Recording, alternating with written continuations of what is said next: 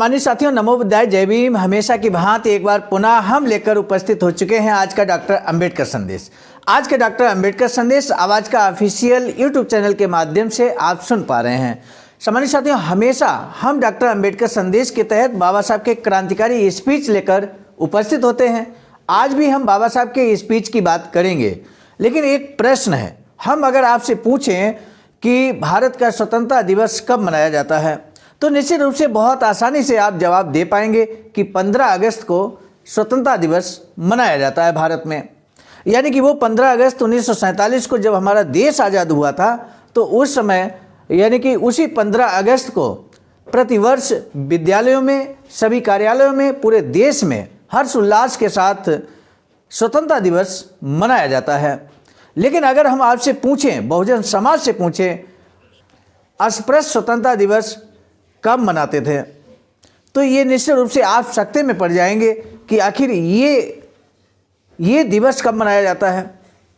तो आज के डॉक्टर अंबेडकर संदेश में बहुत स्पष्ट हम आपको बताने जा रहे हैं कि अस्पृश्य स्वतंत्रता दिवस के रूप में आखिर वो कौन सी तारीख है जब बाबा साहब इस दिवस को मनाया करते थे। और अस्पृश्य स्वतंत्रता दिवस परिपाटी के तौर पर बने, यानी कि पूरा बहुजन समाज इस दिवस को मनाया करे, क्योंकि वो दिन ऐसा है जो हमारे सम्मान स्वाभिमान की याद दिलाता है, सम्मान स्वाभिमान के लिए किए गए संघर्ष की याद दिलाता है। और वो कौन सा दिन है, निश्चित रूप से आपकी जिज्ञासा लगातार बढ़ती जा रही होगी। तो अब हम बिना विलंब के शुरू करेंगे आज का डॉक्टर अंबेडकर संदेश। डॉक्टर अंबेडकर संदेश जो कि प्रसारित किया जा रहा है स्थान Buddha Bodhisattva Ambedkar international centre BBAIC Sarnath Varanasi से राज्य उत्तर प्रदेश देश भारत के सौजन्य से। आज का विषय बहुत अच्छा है। राजनीतिक आज़ादी पाते ही जनता का कल्याण होगा, ये भ्रम है। बाबा साहब इस बात को कहते हैं कि राजनीतिक आज़ादी अगर आपको मिल गई और आप ये समझे कि जनता का कल्याण हो जाएगा, तो ये तो भ्रम है। इसके लिए क्या कुछ करना होगा, आज के डॉक्टर अंबेडकर संदेश हम आपको बताएंगे। बाबा साहब डॉक्टर अंबेडकर संपूर्ण वाङ्मय खंड 39 से आज का जो डॉक्टर अंबेडकर संदेश है वो हम लेकर उपस्थित हुए हैं। पेज नंबर 281 से 286 तक। स्वतंत्र लेबर पार्टी की ओर से महाड़ में 19 मार्च 1940 को अस्पृश्य स्वतंत्रता दिवस आयोजित करने के बारे में परिपत्र निकाला गया। परिपत्र में क्या कुछ लिखा था, आइए सबसे पहले हम उस परिपत्र में जो कुछ भी लिखा था वो देखेंगे, उसके बाद बाबा साहब का स्पीच सुनेंगे। 19 मार्च 1927 को महाड़ में डॉक्टर बाबा साहब अम्बेडकर की अध्यक्षता में अस्पृश्य समाज की एक विराट महासभा हुई थी। उस सभा में डॉक्टर अम्बेडकर ने अखिल भारतीय अस्पृश्य समाज की ओर से स्वतंत्रता, समता और बंधुता इन जनतंत्र के सिद्धांतों की सार्वजनिक घोषणा की थी। सभा में बाद में हजारों अस्पृश्य जुलूस निकालकर चमदा तालाब गए, अपने नागरिक आज़ादी और समानता के अधिकार को प्रयोग करते हुए पानी भरा और अपना हक प्रस्तापित किया। सम्मानित साथियों, आपको मालूम है 19 मार्च 1927 वो दिन जब बाबा साहब ने महाड़ तालाब का आंदोलन किया था, उसी का यहाँ पर जिक्र किया जा रहा है विधिवत। ये जो परिपत्र निकाला गया है आज के यानी कि 19 मार्च 1940 के कार्यक्रम के लिए, उस परिपत्र में क्या कुछ लिखा है, महाड़ तालाब के आंदोलन को याद किया जा रहा है और पूरा विस्तार से यहाँ पर इतिहास याद दिलाया जा रहा है 14 साल के बाद में। इस अवसर के ऐतिहासिक महत्व को ध्यान में लेते हुए आगे हम हर वर्ष हम 19 मार्च का दिन अस्पृश्यों का स्वतंत्रता दिवस के तौर पर मनाए जाने की परिपाटी डालने की जरूरत है। यानी कि 19 मार्च को अस्पृश्य स्वतंत्रता दिवस के रूप में मनाया जाए, ऐसी परिपाटी डालने की बात यहाँ पर कही गई है। महाड़ में मंगलवार 19 मार्च 1940 के दिन डॉक्टर बाबा साहब अम्बेडकर की अध्यक्षता में अस्पृश्यों की महाप्रचंड सार्वजनिक होने वाली है। साथ ही जुलूस, झंडा बंदन, स्वतंत्रता की प्रतिज्ञा आदि काम होने वाले। जिन के लिए संभव हो वो सभी अस्पृश्य भाई बहन महाड़ में आयोजित 19 मार्च के कार्यक्रम में उपस्थित रहें। जिनके लिए महाड़ आना संभव ना हो, वे अपने अपने गांव में आज़ादी का उत्सव मनाएं। मोटे तौर पर उत्सव का कार्यक्रम इस प्रकार रखा जाए, यानी कि यहाँ पर महाड़ सत्याग्रह की याद में 19 मार्च 1940 को जो अस्पृश्य स्वतंत्रता दिवस यहाँ मनाया जा रहा है, वो यहाँ परिपत्र में लिखा है कि जो लोग बाहर नहीं आ सकते कोई बात नहीं है, अपने घर में रहकर भी वो मना सकते हैं। लेकिन कार्ययोजना क्या है, कैसे मनाना है, ये जानना बेहद जरूरी है। सुबह हर घर में स्वतंत्र लेबर पार्टी का झंडा फहराएं।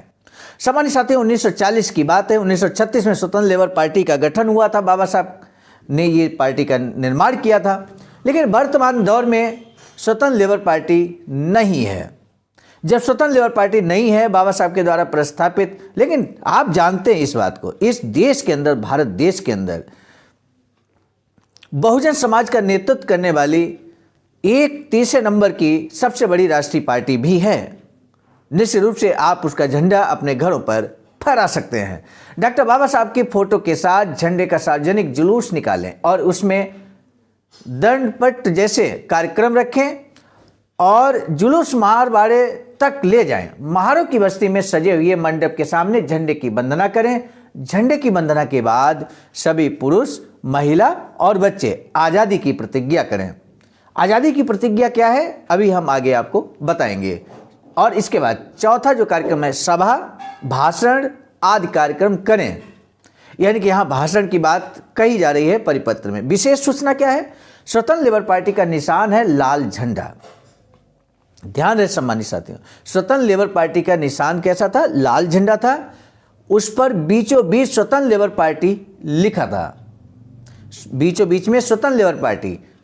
झंडे की बाईं तरफ ऊपर कोने में 11 तारे दर्शाए गए हैं। ये 11 तारे हिंदुस्तान के, भारत के 11 प्रांतों का प्रतीक है। यानी कि उस समय 11 प्रांत भारत में हुआ करते थे। इन सभी प्रांतों में स्वतंत्र लेबर पार्टी का ये झंडा हमेशा फहराता रहे। झंडे का आकार सुविधा अनुसार छोटा या बड़ा किया जा सकता है। यह झंडे का आकार फिक्स नहीं है। स्वतंत्रता दिवस की प्रतिज्ञा क्या लेनी है, ये यहाँ पर परिपत्र में लिखा गया। हम प्रतिज्ञा करते हैं कि हम इंसानियत के अधिकार हासिल करेंगे। एक लाइन में निश्चित रूप से इसका तात्पर्य ये है, ये यहाँ प्रतिज्ञा क्यों लेनी पड़ रही है हम सभी को। हम प्रतिज्ञा करते हैं कि हम इंसानियत के अधिकार हासिल करेंगे। इसका मतलब है कि 1940 तक हमें इंसानियत का अधिकार हासिल नहीं था। समता, स्वतंत्रता, न्याय, बंधुत्व नहीं था।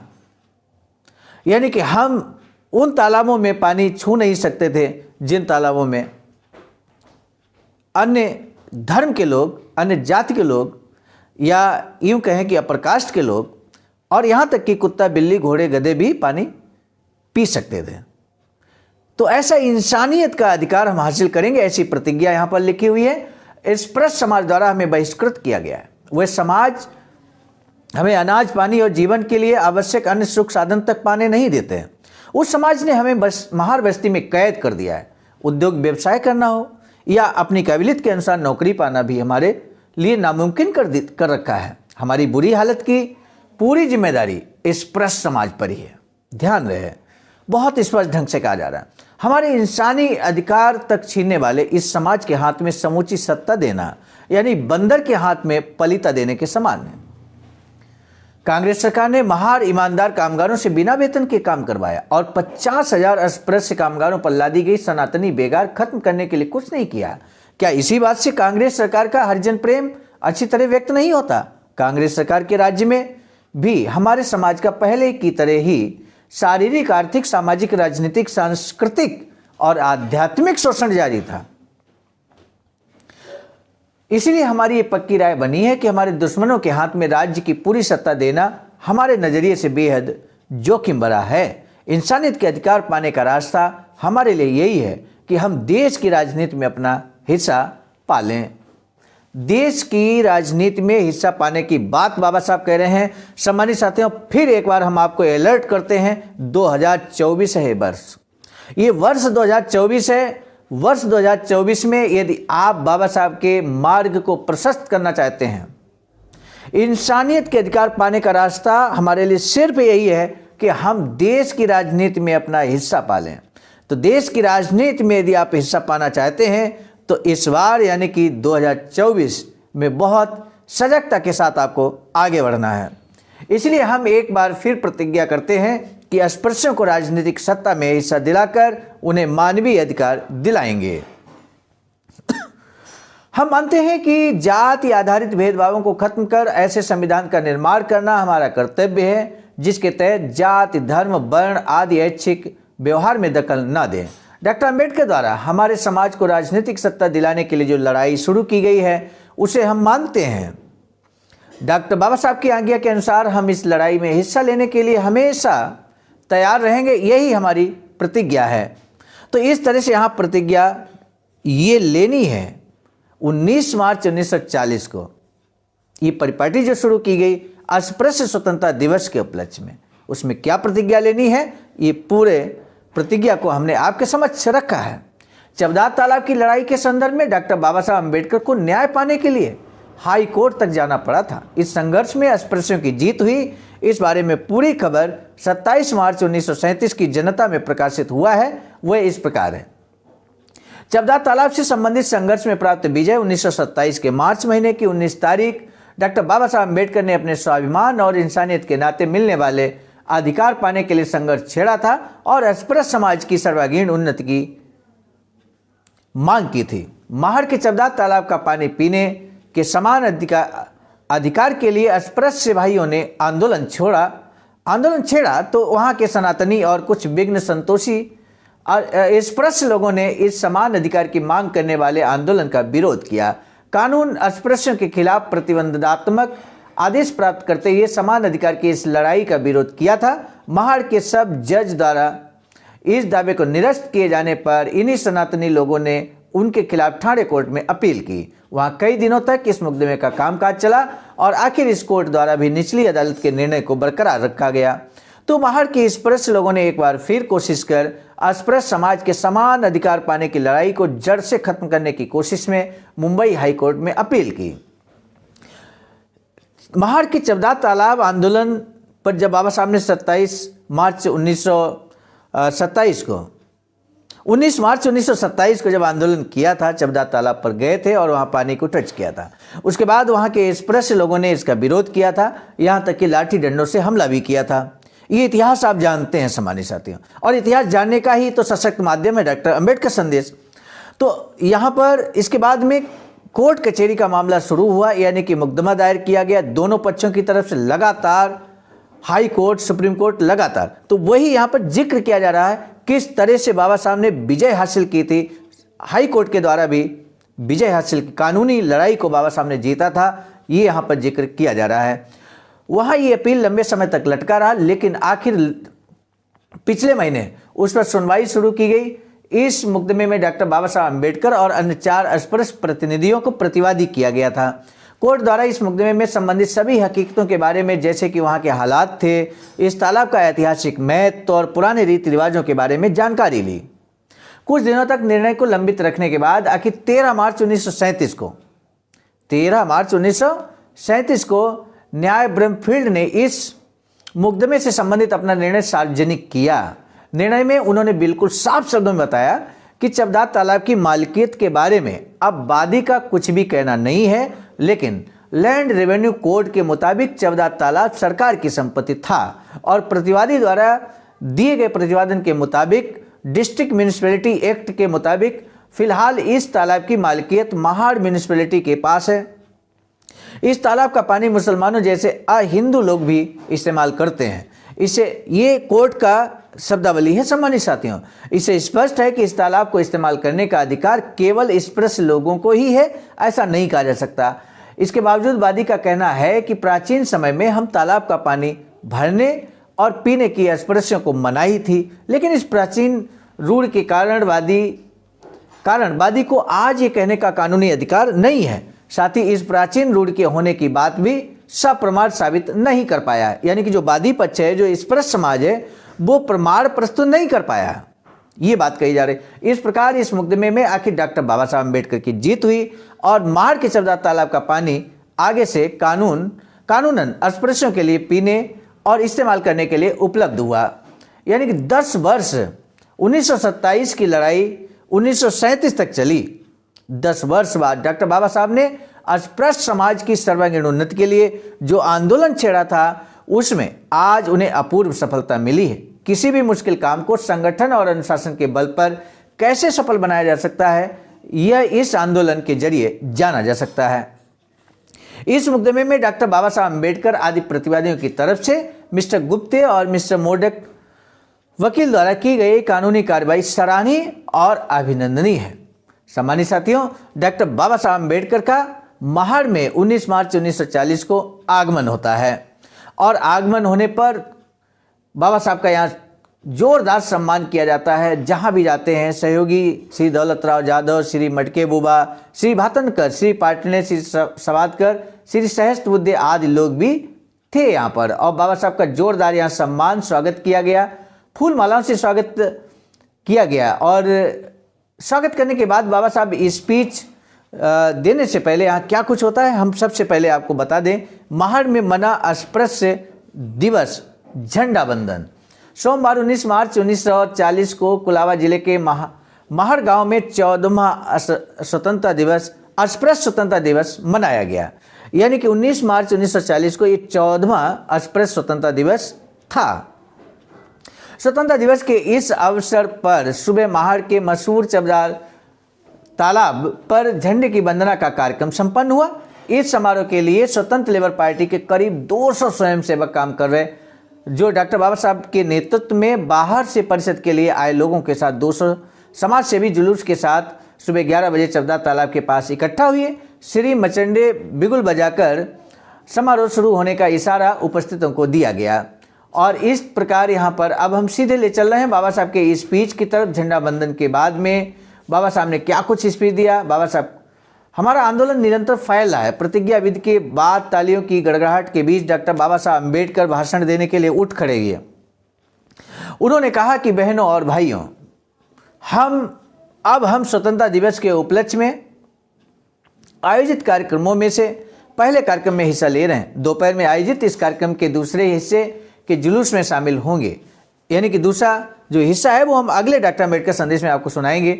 उसके बाद शाम को हमारी सभा होने वाली है। बाबा साहब ही कहते हैं शाम को सभा होने वाली है। जुलूस के दौरान और सभा में आपको शांति का पालन करना होगा। शांति का संदेश बाबा साहब हमेशा देते रहे हैं। न्याय के पथ पर चलने का हमेशा बाबा साहब ने संदेश दिया है। डॉक्टर अम्बेडकर संदेश से यही सीख मिलती है कि हम बाबा साहब के पद चिन्हों पर ही चलें। हमेशा हम कोई भी आंदोलन करें तो कॉन्स्टिट्यूशनल करें, संवैधानिक रूप से करें, कभी भी गैर कानूनी तरीके से कोई भी आंदोलन हम न करें। ये सीख बाबा साहब की है और लगातार आप देख रहे हैं सम्मानित साथियों, पिछले 15 सालों में हमें कोलाबा जिले में खासकर महाड़ में स्पृश्यों में से कई सहयोगी मिले। स्पृश्यों में से कई सहयोगी मिले, अस्पृश्यों में से नहीं। अस्पृश्य तो हैं ही सहयोगी बाबा साहब के, लेकिन स्पृश्यों में से कई सहयोगी मिले और हमारा आंदोलन निरंतर फैलता रहा। इसके बावजूद इस बात का कोई भरोसा नहीं कि हमारे कार्यक्रम में कोई कुछ गलत नहीं कर सकता।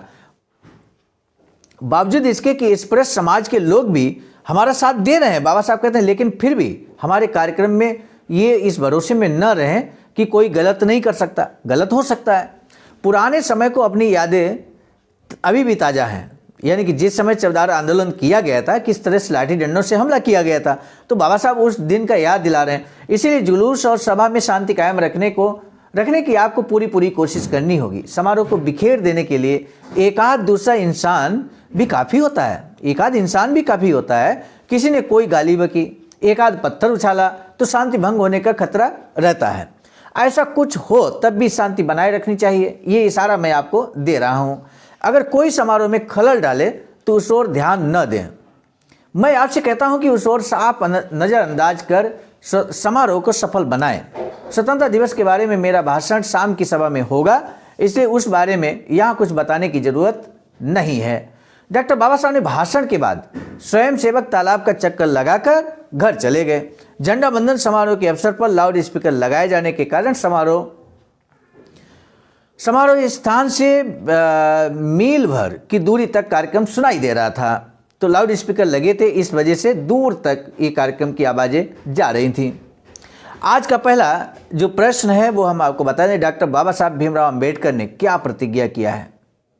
जो प्रतिज्ञा यहाँ की है उस प्रतिज्ञा को आपको आंसर में लिखना है। सम्मानित साथियों, डॉक्टर बाबा साहब ने अस्पृश्यता स्वतंत्रता दिवस कब और क्यों मनाने की बात कही है। यानी कि अस्पृश्यता स्वतंत्रता दिवस कब और क्यों मनाया जाना चाहिए, और बाबा साहब ने मनाया भी, तो ऐसे में आपको इसका आंसर लिखना है। सम्मानित साथियों, आज का ये लगभग विषय इसी बात पर केंद्रित रहा भी है कि अस्पृश्यता स्वतंत्रता दिवस कब और क्यों मनाया जाना चाहिए। तो ये इसी प्रश्न के उत्तर की हमें उम्मीद रहेगी, आपसे बहुत उम्मीद है कि आप निश्चित रूप से समय रहते डॉक्टर अम्बेडकर संदेश का आंसर आप इस प्रश्न का जरूर देंगे। और सम्मानित साथियों, दूसरा जो भाग है इसका अभी पूरा भाग नहीं हुआ है। बाबा साहब ने यहाँ जिक्र किया कि शाम को 19 मार्च 1940 को इस शाम की जो सभा होगी, तो उसमें बाबा साहब क्या कुछ स्पीच देते हैं, हम अगले डॉक्टर अम्बेडकर संदेश में लेकर उपस्थित होंगे। आज के डॉक्टर अम्बेडकर संदेश को अब हम समाप्त करने जा रहे हैं, लेकिन हम आपको बता दें बाबा साहब की एक अधूरी इच्छा के अनुरूप एक वैचारिकी सेंटर निर्माणाधीन है सारनाथ वाराणसी राज्य उत्तर प्रदेश में। 14,000 स्क्वायर फीट जमीन पर निर्माण कार्य जारी है। आप भी अपना अमूल्य योगदान कर सकते हैं। आज का डॉक्टर अम्बेडकर संदेश हम लेकर आए थे मिशन नायक बुद्ध मित्र मुसाफिर सर, राष्ट्रीय महासचिव आवाज का नई दिल्ली की प्रेरणा में, और साथ ही साथ संकलन करता में परम आदरणीय विजय कुमार बौद्ध जी, प्रांतीय कोषाध्यक्ष आवाज का बिहार। प्रस्तुत करता में मैं स्वयं सर्वजित आर्य, राष्ट्रीय कोषाध्यक्ष आवाज का नई दिल्ली। इस उम्मीद के साथ आज के डॉक्टर अम्बेडकर संदेश को हम रोकेंगे कि इस डॉक्टर अम्बेडकर संदेश को आप जन जन तक पहुंचाने का कार्य करेंगे। आप सभी को सादर नमो बुद्धाय, जय भीम।